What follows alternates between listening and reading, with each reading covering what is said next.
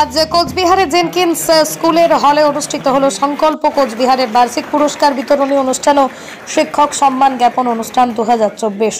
সংকল্প কোচবিহার জেলার ছাত্রছাত্রীদের নিয়ে ট্যালেন্ট সার্চ ও মক টেস্ট অনুষ্ঠিত করেছিল। তার মধ্যে বিজয়ীদের আজ পুরস্কৃত করা হয়।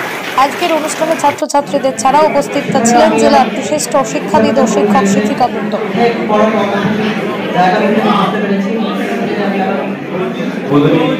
অনুষ্ঠানে ছিলাম।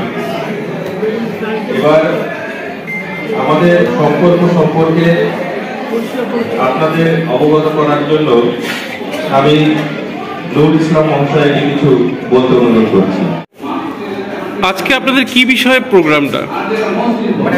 প্রোগ্রামটা হচ্ছে অ্যাকচুয়ালি আমরা 2022-এ কোচবিহারে একটা শিক্ষাপ্রেমী সংস্থা আমরা গড়ে তুলেছিলাম, যার নাম দেওয়া হয়েছিল সংকল্প।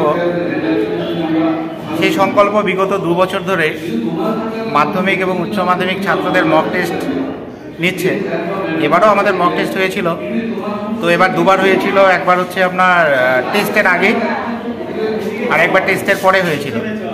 সেই সঙ্গে আমরা 2023-এ নতুন একটা পরীক্ষা নিয়েছিলাম, যেটা হচ্ছে নবম শ্রেণীর জন্য ট্যালেন্ট সার্চ এক্সামিনেশন।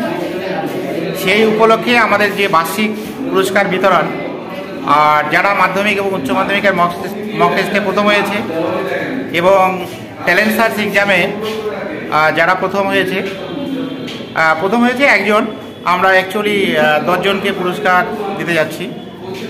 উৎসাহ দেওয়ার জন্য 9 জনকে এবং একজনকে আমরা প্রথম